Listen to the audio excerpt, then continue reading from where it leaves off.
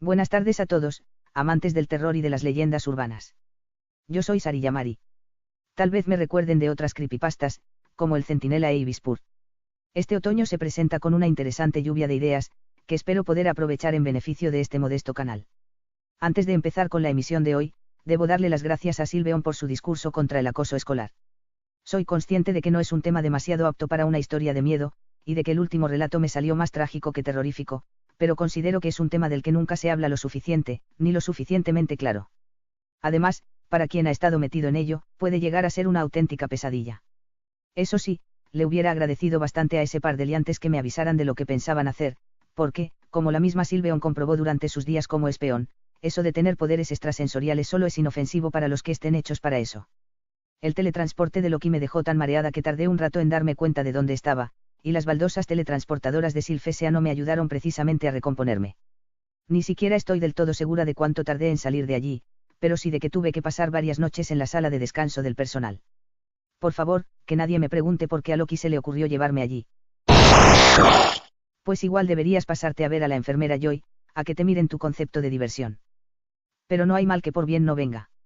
Porque, durante mi búsqueda incesante de una salida practicable para seres humanos con problemas de equilibrio, encontré a alguien que me dio una idea excelente para el relato de hoy.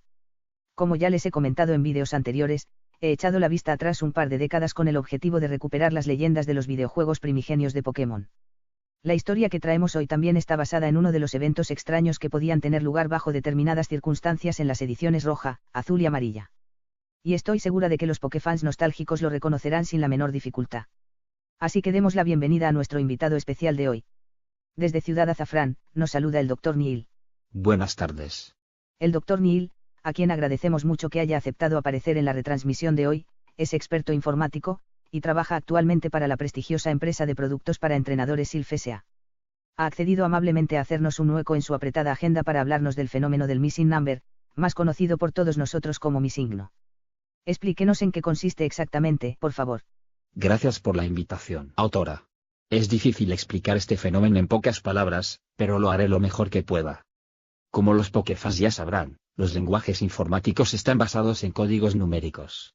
Esto significa que todos los elementos que conforman un videojuego están compuestos, no por palabras, sino por combinaciones de números. Por lo tanto, los Pokémon que manejamos en nuestras consolas son en realidad largas tiradas de cifras. Esto significa que, cuando nos encontramos en una zona determinada con un determinado Pokémon, lo que ocurre es que nuestra consola produce una combinación de 8 cifras, que es la que determina qué Pokémon va a salir. Como en aquel entonces había solo 151 Pokémon, había más combinaciones posibles que Pokémon y zonas de captura, y, en determinadas áreas del juego, podría darse el caso de que la combinación de cifras elegida por la consola no se correspondiera con ningún Pokémon. En esos casos, lo que aparecía en pantalla era Missigno, que en realidad debería leerse como Missing Number, es decir, número perdido, o ausencia de número. Esto significaba que la combinación de cifras había conducido a una laguna de programación. Entonces, se trata de un glitch. Exactamente. Se trata de un Pokémon que, en realidad, es un no Pokémon. Como es necesario que aparezca algo en la pantalla de combate, aparece este extraño icono, que en realidad viene a significar que uno no se ha encontrado con ningún Pokémon. Por eso no puede aparecer en todas partes, y el aspecto que tiene puede variar dependiendo de dónde aparezca, al igual que el grito que emite, que suele ser el de cualquier otro Pokémon que suele aparecer en la ruta. Pero en realidad es solo el aspecto que adopta ese hueco suelto que ha quedado en el lenguaje informático del juego. En alguna parte he oído o leído un filosófico comentario, que sostiene que el mal llamado Missigno era en realidad una representación corpórea de la nada en sí misma. Interesante teoría. Supongo que esa elegante paradoja explicaría los extraños efectos secundarios de tropezarse con nuestro escurridizo amigo Nadie.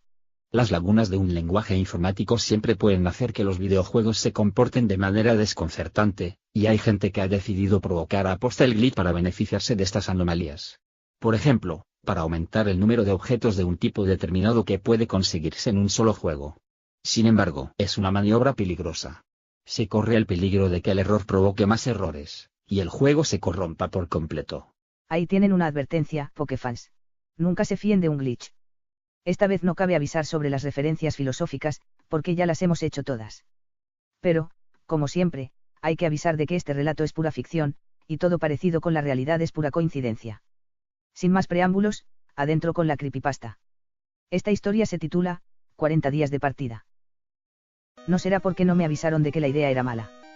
Ni porque no sabía que las consecuencias podrían ser catastróficas. De hecho, desde que ocurrió aquello, siempre he sido una jugadora honrada, y lo más tramposo que he hecho ha sido buscar guías en internet cuando estaba demasiado perdida como para seguir sin ayuda, si es que eso puede considerarse hacer trampas. Podría decir que no tenía elección, pero sería mentira. En realidad, lo que me perdió fue la necesidad de demostrarme a mí misma que podía sacar adelante la situación yo sola, porque estoy segura de que, si le hubiera contado lo que me estaba viendo obligada a hacer a mis padres, mis maestros, o incluso a los padres del chico que empezó aquella debacle, me hubieran sacado de aquel lío de inmediato. Pero, por desgracia, no lo hice. Hace casi 20 años, cuando yo solo tenía 8, me regalaron por Navidad mi consola Game Boy Nintendo, y mi primer videojuego de Pokémon, la edición Pokémon amarillo. Hacía poco que se había desatado la fiebre Pokémon en España, y había pasado todo el trimestre escolar rogándole a mis padres que me compraran el videojuego. Así que recuerdo el momento en que desenvolví el paquete, la mañana del Día de Reyes, como uno de los más felices de mi infancia. Además, yo era de esa clase de niños que se enamoran perdidamente y para siempre de su juguete favorito. Por eso, desde el minuto 1, aquel cartucho se convirtió en mi mayor tesoro. Mi primer error, no obstante, fue llevármelo a la escuela a la vuelta de las vacaciones para enseñárselo a los demás. Yo creía que, cuando me vieran con él, mis compañeros también amantes de los Pokémon alucinarían, y me convertiría en la niña más popular de mi clase. Pero lo que hicieron fue sorprenderse de que a una chica, y sobre todo a una chica como yo, que siempre había sido fan de las muñecas Barbie y los disfraces de princesa en carnaval, le gustaran los videojuegos. Aquel día perdí a algunas de mis amigas, y me gané unos cuantos enemigos. Porque uno de los chicos, al que le habían regalado una edición azul hacía poco, se rió de mí, y me dijo que probablemente ni siquiera sabría jugar. Y yo, furiosa, le repliqué que seguramente sabía jugar 1000 veces mejor que él, y que podría demostrárselo cuando quisiera. Esperaba que me retara a un combate Pokémon por cable Link, pero, para mi sorpresa, me dijo: hagamos una apuesta, ya que te crees tan lista. Vamos a ver quién completa primero la Pokédex. El que pierda, tendrá que regalarle al otro su cartucho. Normalmente, no hubiera aceptado. Aquella edición amarilla era mi primer videojuego de Pokémon, y ya tenía un inmenso valor sentimental para mí. Pero, en la situación en la que estaba, reconocer delante de mis compañeros de clase que tenía miedo a perder no me parecía una opción. Sabía que, si me echaba atrás, dirían que me estaba acobardando porque sabía que no tenía nada que hacer contra un chico. Así que, aunque apostar mi cartucho era lo último que quería hacer, acepté el reto. No me importó demasiado que algunas de mis amigas fruncieran el ceño, y que me dijeran que tenía gustos de niño. Las mandé a paseo sin más contemplaciones. Pero, en aquel primer momento, no se me ocurrió que el hecho de que algunos de mis compañeros de clase varones pensaran lo mismo que ellas pudiera llegar a causarme los problemas que llegaron después. La primera partida siempre es difícil, pero lo que yo le había dicho al chico no era un farol. Aprendía bastante rápido, y no tardé en aprender a usar a mi favor los guardados de partida antes de enfrentarme a determinados rivales. En Pokémon amarillo tenía una ventaja maravillosa sobre mi ahora rival, que era la posibilidad de tener a las 3 especies de iniciales sin necesidad de intercambiar Pokémon con otras ediciones, pero eso no era lo que más me preocupaba. Lo que no sabía si conseguiría hacer era atrapar a las especies más raras, que solo se encontraban en el safari de Ciudad Fustia, además de a Mewtwo, que era casi una leyenda para todos los jugadores de aquella generación. Por eso decidí relativamente pronto que no atraparía a los Pokémon legendarios hasta que no hubiera completado la aventura, para poder moverme por el mapa con total libertad cuando empezara a jugar en modo captura. Cuando conseguí mi Master Ball, la guardé de inmediato en el PC, para evitar usarla por error. En menos de 2 semanas había completado el modo historia, y me alegré cuando mi rival me contó, en uno de los recreos, que todavía no había conseguido llegar hasta Lance. Tenía una ventaja bastante importante, que podía aprovechar para peinar el mapa en busca de los Pokémon que me faltaban. Fue entonces cuando otros chicos del colegio, que tenían sus videojuegos desde hacía más tiempo, empezaron a contar algunos problemas que habían tenido, y algunas cosas extrañas que habían sucedido con sus partidas. Fueron las primeras veces que oí hablar de los supuestos trucos para encontrar a Mew, de la terrorífica Glitch City, y del extraño Missigno. Uno de ellos, que estaba trabajando en dar con Mew, había conseguido encontrar a Missigno siguiendo las instrucciones que le había dado un vecino suyo, pero le había entrado tanto miedo a que su cartucho se estropeara sin remedio que había decidido borrar su partida poco después. Al chico que le contó a mi vecino lo que había que hacer para encontrarlo se le corrompió todo el juego, y tuvo que tirarlo. Nos contaba, muy serio: es verdad que te permite multiplicar cualquier cosa que pongas en el 6º lugar de la mochila, aunque sea una pepita, o la Master Ball, pero no creo que merezca la pena el riesgo. Menos mal que borré esa partida en cuanto me lo contaron. Espero no volver a encontrármelo nunca más. Yo escuchaba todo esto, pero no me interesaba. Estaba muy ocupada pensando en atrapar todos los Pokémon que pudiera. Hasta que, al final, solo me faltaban los Pokémon legendarios, y los que necesitaría intercambiar. Conseguí atrapar a Zapdos y a Articuno. Pero los días pasaban, y no conseguía atrapar a Moltres. Como el tiempo volaba, y el chico que me había retado ya había atrapado a Mewtwo con su Master Ball, decidí que empezaría a negociar intercambios con los chicos de mi clase que también jugaban a Pokémon. Fue entonces cuando empezaron los problemas de verdad. Ninguno de ellos quería ayudarme.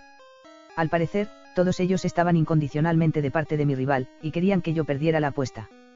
Porque, naturalmente, él sí podría contar con sus colegas para hacer intercambios de Pokémon. Y a ninguna de las chicas a las que conocía le gustaban los videojuegos. Pero no se cortaron un pelo al opinar que no debería haberme metido con aquel niño, y que yo me había buscado el lío en que me encontraba ahora. En español de andar por casa. Todos los que estaban al tanto de lo sucedido aquel día en el recreo, creían que yo me merecía lo que me estaba ocurriendo. Mi suerte había estado decidida desde el minuto cero, y, si mi rival había hecho aquella apuesta fuerte, era porque sabía que la iba a ganar. Pero yo no estaba dispuesta a renunciar a mi Pokémon amarillo así como así, solo porque un matón había decidido que yo no debía tener un videojuego, con la excusa de que no sabía jugar. A los otros compañeros que lo habían desafiado a mostrar sus habilidades, se había limitado a retarlos a un combate por cable link. En cambio, en lo que a mí respectaba, iba por el patio del colegio presumiendo de sus adquisiciones para la Pokédex de su edición azul, y diciendo que no tardaría en tener también una edición amarilla gratis. Así que decidí empezar a apostar fuerte también, para pasar por encima de aquella barrera. Pensándolo detenidamente, lo primero que necesitaba era poder capturar a todos los legendarios con total seguridad. Y, para eso, necesitaba disponer de todo el dinero que pudiera, para poder comprar todas las Ultra Ball que necesitara sin temer quedarme a cero. Y necesitaba tenerlo rápido. Fue entonces cuando se me ocurrió lo de mi signo. Si lo que se contaba sobre él era verdad, tenerlo en mi equipo me podía ayudar a obtener todas las pepitas que quisiera. Podía ayudarme, incluso, a obtener más de una Master Ball, aunque esta idea no terminaba de gustarme. Una vez tuviera a todos los legendarios, podría usarlos para conseguir tentar a alguien que no hubiera conseguido atraparlos, y que accediera a intercambiar conmigo. Así, a voz de pronto, no pude conseguir que ninguno de mis compañeros aceptara ayudarme a completar el juego. Pero sí pude averiguar, con todo lujo de detalles, cómo habían conseguido dar con mi signo los que lo habían encontrado. No fue difícil, porque a muchos de ellos les parecía una proeza, así que estaban ansiosos por contárselo a cualquiera que quisiera escucharlos. Al parecer, había varias maneras diferentes. Pero yo me quedé con la que todavía podía hacer. Y, esa misma tarde, terminados los deberes, me puse a ello. No era difícil, pero tardé un buen rato, porque necesité varios intentos. Básicamente, solo necesitaba provocar uno de los bugs de juego, el de surfear en tierra. Para ello, fui a la zona de hierba alta que da al mar cerca de Ciudad Carmín, me acerqué al agua intentando usar surf, sin llegar hasta la orilla, y, después de hacerlo varias veces, guardé la partida y apagué la consola. En cuanto volví a encenderla, usé surf de nuevo, y me vi surfeando en la franja de hierba alta. Sin moverme ni un solo paso, di vueltas sobre mí misma hasta que apareció la pantalla de combate. Allí estaba, tal y como me habían explicado. Tenía el aspecto del esqueleto de un Kabutops, en lugar de parecer un polígono pixelado, pero se suponía que aquello era normal. Se suponía. Porque yo no pude evitar tener la impresión de que estaba a punto de cometer el peor de los errores. Para empezar, estaba al nivel 132, algo que yo ya sabía que no era en absoluto posible, ya que el nivel máximo que puede alcanzar un Pokémon es 100. No obstante, para mi sorpresa, resultó más que fácil de atrapar. Solo tuve que lanzarle directamente una Super Ball. Ni siquiera necesité combatir contra él. Como si aquella criatura que no lo era estuviera ansiosa por venirse conmigo. Y aquello me dio un presentimiento terrible, como si hubiera dado un mal paso que ya no tenía vuelta atrás. Pero lo hecho estaba, así que le puse un mote, Nemo, y le di la bienvenida a mi equipo. Sus ataques eran pistola de agua, placaje y ataque aéreo, de manera que, pese a su aspecto, parecía un ser bastante inofensivo. Mis reticencias desaparecieron casi por completo cuando fui al menú de objetos y comprobé que, ahora, en lugar de la única pepita que me quedaba, tenía 127. Y, cuando coloqué en el sexto lugar de mi inventario las Ultra Balls, me bastó cerrar la lista y volverla a abrir para que también hubiera más de las que se suponía que podía comprar, que eran 99. No quería multiplicar la Master Ball, porque ya me sentía culpable solo por haber multiplicado las Ultra Balls y las pepitas, y no quería hacer demasiadas trampas. A mi ahora enemigo le iba a dar igual cuántas Pokéball llevara en la mochila, pero no que pudiera atrapar a todos los Pokémon que quisiera sin luchar. Y, si se enteraba de que había multiplicado las Master Ball, perdería la apuesta automáticamente, y tendría que darle mi cartucho sin poder hacer absolutamente nada. Ese mismo día, aunque a costa de casi todas las Pokéball que llevaba encima, conseguí capturar a Moltres. Pero conseguirlo no me alegró todo lo que yo esperaba, y guardé la partida teniendo la sensación de que había algo extraño en aquella criatura esquelética, mucho más allá de todo lo que mis compañeros me habían contado. Aunque sabía que se me estaba agotando el tiempo, ese día no quise seguir jugando. Al día siguiente, en el colegio, mi rival se acercó a mí para presumir de que ya había atrapado a todos los Pokémon que se podían atrapar en su edición, y que ya solo le quedaba evolucionar a algunos de ellos y conseguir a los que solo podía obtener intercambiando por cable link. Así que, esa tarde, volví a meterme en mi habitación y vencí al miedo para intentar atrapar a Mewtwo. Sí, has oído bien. He dicho, miedo. Ni siquiera yo misma estaba segura de por qué, porque había comprobado claramente que en realidad no pasaba nada por tener un Missigno en el equipo. Pero no podía evitar sentir una especie de terror difuso cada vez que abría la pantalla del equipo Pokémon y me lo encontraba allí. Tal vez fuera porque el sonido que emitía, una especie de chirrido, me helaba la sangre cuando me pillaba por sorpresa. Tal vez fuera porque sus movimientos, pese a ser supuestamente débiles, machacaban sin piedad a cualquier Pokémon al que atacara. Tal vez fuera que no adquiría experiencia durante los combates, ni perdía puntos de vida cuando un movimiento lo alcanzaba.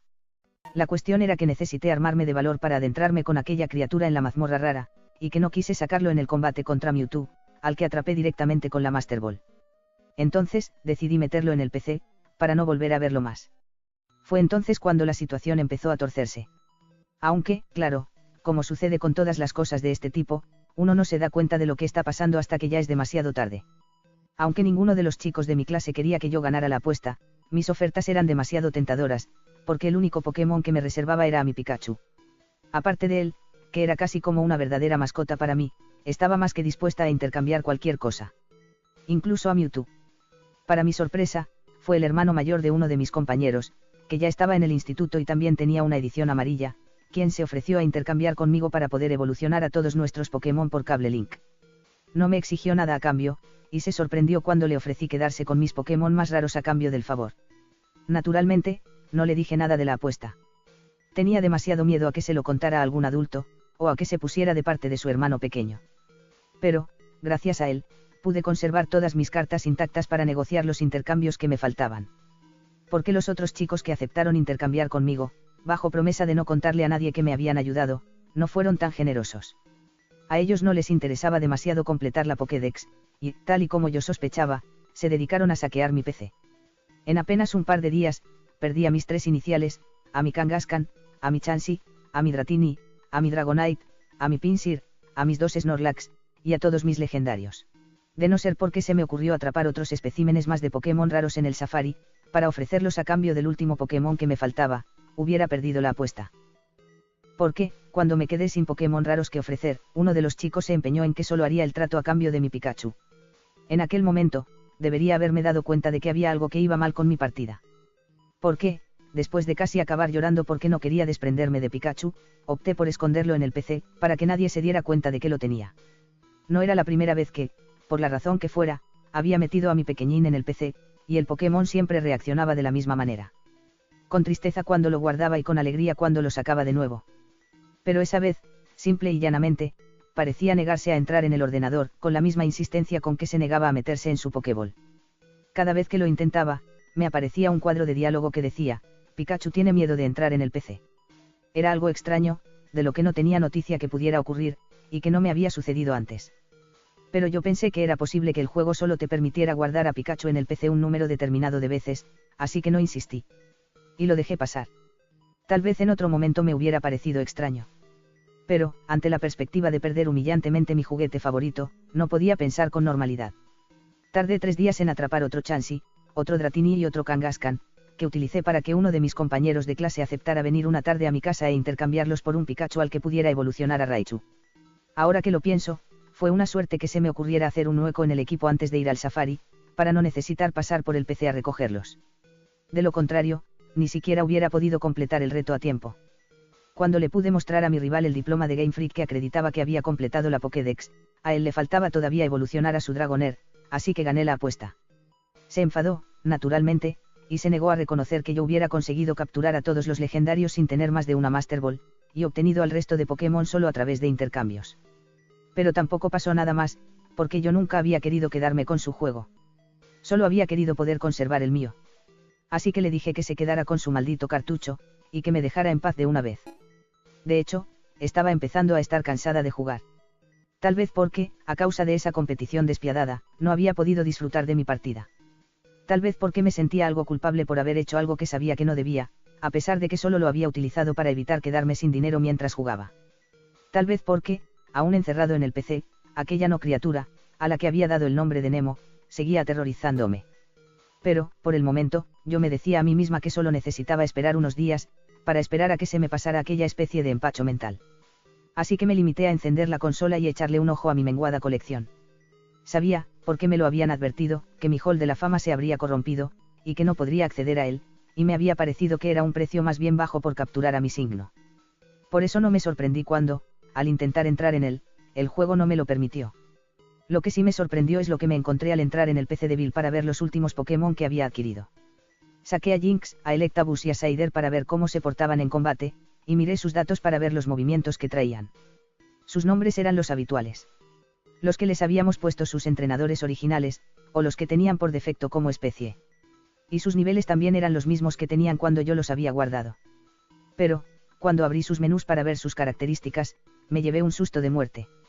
Sus gritos respectivos se habían convertido en el mismo chillido horrendo que emitía Nemo. Y sus iconos se habían transformado, todos y cada uno de ellos, en cúmulos de píxeles inidentificables. Saider, que era uno de mis Pokémon originales, se había convertido en ese polígono pixelado del que nos había hablado aquel chico en clase. Y, cuando me atreví a intentar usarlos en combate, comprobé que no se debilitaban al recibir ataques, ni adquirían puntos de experiencia cuando ganaban. Me abalancé sobre la caja del PC, y pasé varias horas mirando los datos de los Pokémon que había allí. Y a cada Pokémon que encontraba me desesperaba más. A todos les había pasado lo mismo. Algunos eran solo polígonos pixelados. Otros tenían forma de esqueleto. Otros habían asumido el aspecto de un ghost. Pero todos los Pokémon que tenía en las cajas se estaban convirtiendo en mi signo.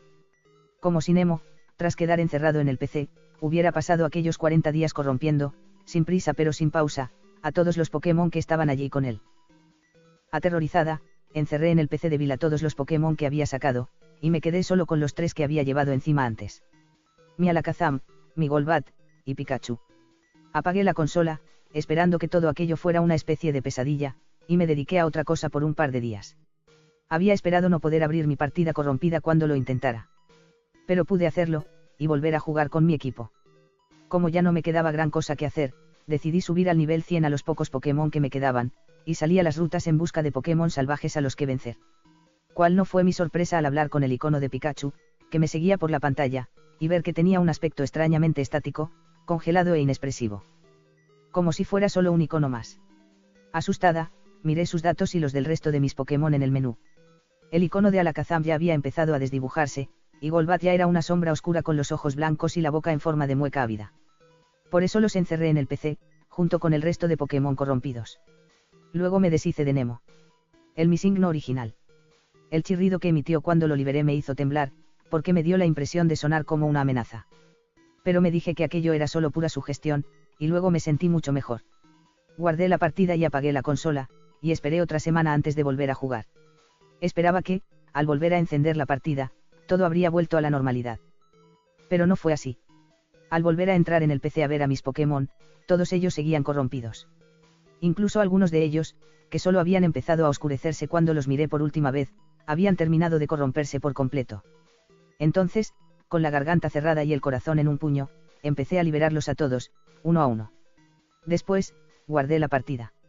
Mi intención era reconstruir mi equipo desde cero. Atrapar al menos a otros 5 Pokémon, con los que poder intentar jugar con cierta normalidad. Pero no tardé en darme cuenta de que iba a ser completamente imposible. Lo primero de lo que me di cuenta era que Pikachu había dejado de ser el mismo. A pesar de que continuaba siguiéndome por donde quiera que iba, como siempre, ya no podía hablar con él. Y, en el primer combate que tuve contra un Pokémon salvaje, descubrí que ya no perdía puntos de vida cuando lo alcanzaban los ataques de su rival, pero el Pokémon en cuestión, un Raidon de la Cueva Celeste, fue destrozado sin misericordia con un ataque rápido. Apenas un par de días después, mi querido compañero de aventuras tenía la forma de un poliedro pixelado que caminaba detrás de mí por los escenarios del juego. Todo Pokémon que iba a parar a mi equipo acababa corrompiéndose de la misma manera a los pocos días de estar en él. Solo necesitaba compartir espacio con Pikachu durante unos instantes para que el proceso se desencadenara irremisiblemente. Además, cada vez encontraba menos Pokémon salvajes a los que poder atrapar, y cada vez me aparecían más mis signos. Polígonos pixelados que se llamaban Pidgey. Esqueletos de Ratata. Ghost con forma de Nidoran. Un día, intenté hablar con la enfermera del centro Pokémon de Isla Canela, más por rutina que porque realmente lo necesitara, porque ninguno de mis Pokémon era herido jamás en combate. Pero ella no me respondió. Ni restableció a mis Pokémon. Era como si estuviera hablando con una de las paredes. Extrañada, intenté hablar con otro de los NPCs, uno de los que habían intercambiado Pokémon conmigo. Pero tampoco me respondió. Parecía que el bug había acabado por extenderse también a los otros personajes del videojuego, y tomado el control total del mundo Pokémon. Y, cuando entré en la Liga Pokémon para poder volver a luchar contra un entrenador, y me enzarcé en un combate sin final contra una Lorelei silenciosa y pixelada, cuyos Pokémon esqueléticos se expresaban con chirridos mortales, supe que eso era exactamente lo que había ocurrido. Fue entonces cuando comprendí lo que estaba pasando realmente allí. Y finalmente, todavía llena de incredulidad y temblando de pánico, apagué por última vez la consola y saqué el cartucho del juego de una vez para siempre. Desde ese día y hasta no hace mucho tiempo, he tenido decenas de pesadillas espantosas con esa edición amarilla, y no quiero volver a saber nada de ese videojuego. No he vuelto siquiera a tocarlo. Hasta hoy, que tú lo has encontrado mientras fisgoneabas entre mis viejas pertenencias escolares. Si lo quieres, es para ti. Una vez fue mi juguete favorito, pero ya no quiero volver a verlo. No, no te preocupes, sobrinita. No estoy enfadada contigo. Y no me estoy inventando este cuento para asustarte. Pero ya hace mucho tiempo de eso. A día de hoy, por ejemplo, ninguno de tus compañeros de la escuela se burlará de ti por jugar con videojuegos. Y, si alguno de ellos lo hace, sabes perfectamente que puedes contar con cualquier adulto, e incluso conmigo, para que no te veas en situaciones tan lamentables como la que viví yo. ¿Qué pasa si borras la partida y empiezas una nueva? No lo sé. No he llegado a intentarlo. Prueba tú, si quieres. A lo mejor se puede hacer, y puedes vivir la experiencia de combatir contra los auténticos Jessie y James con el Pikachu de Ash Ketchum. O a lo mejor se destruye el juego si lo intentas. O igual no cambia nada, y te encuentras como yo, vagando por una región desierta, habitada por gente que ya no es gente y Pokémon que ya no son Pokémon, preguntándote cómo es posible que ninguno de ellos haya intentado corromperte también a ti. O, peor todavía, igual descubres que, después de todo, al final sí lo han hecho, y que tu personaje, en realidad, ya no existe. Después de todo, si en 40 días se destruyó una región entera, que no puede pasar en 20 años. Tal vez esa no sea una partida normal. Tal vez era aquel Missingno el que no era normal. O tal vez, simplemente, Nemo fue incapaz de perdonarme que lo atrapara, le diera un nombre, y luego lo abandonara en la caja del PC como un trasto inútil. Y dedicó aquella cuarentena, y luego su segunda vida como no Pokémon salvaje, a vengarse de una exentrenadora hipócrita e ingrata. Pero sí es más que evidente que debes tener mucho cuidado. No hagas trampas con este juego, y menos todavía para obtener ventajas con ello. Yo lo hice una vez, creyendo que no tenía elección, creyendo que me ayudaría a solventar una situación injusta, pero solo me ha servido para llegar a la conclusión de que no merece la pena. Bueno, para eso, y para demostrar científicamente que es posible desencadenar una plaga apocalíptica en un videojuego de Pokémon. Pero tú no vas a cometer la estupidez de intentar comprobar tú misma si todo lo que te acabo de contar es cierto, ¿verdad? Hasta aquí la creepypasta de hoy, Pokéfans. Por favor, comenten sin miedo. Ya saben que, en esta casa, una crítica constructiva siempre es bien recibida. Para los curiosos de la terminología médica, el título de la creepypasta hace referencia al tiempo que, según se creía antiguamente, tenía que pasar una persona que tuviera una enfermedad contagiosa aislada de los demás, para evitar que se infectara más gente. De ahí viene la expresión actual, poner a alguien en cuarentena. También es un guiño a una novela gráfica, de la que luego se sacó una película de terror, titulada 30 días de oscuridad. Personalmente, prefiero los cuentos de vampiros clásicos, y las historias de hecatombes biológicas las dejo para las películas. Pero supongo que no tiene que pasar nada malo por leer terror postmoderno de vez en cuando. ¿Verdad, Loki? En serio, estoy empezando a descubrir en este Pokémon una tendencia a la crueldad altamente inquietante. Espera un segundo. Loki, ¿eres tú? Creo que no ha sido precisamente buena idea sentarme contigo a ver la cepa. Doctor Neil, ayúdeme, por favor. Doctor Neil. Sí, hombre, ¿y qué más? Esto es surrealista hasta para mis propios estándares. En fin, Pokéfans. Lo que es evidente que no ha sido precisamente buena idea, es invitar a un tipo que se hace llamar Doctor Nada, para que venga a mi canal a hablar de un supuesto no Pokémon que se llama Nadie. Así que me temo que voy a necesitar poner agua de por medio por una temporadita. Nos vemos en la próxima creepypasta, si consigo encontrar la manera de que a mi Abra Missingizado se le pase un poco este cariño malsano que me tiene, o, por lo menos, se vuelva menos influenciable. Buenas noches a todos.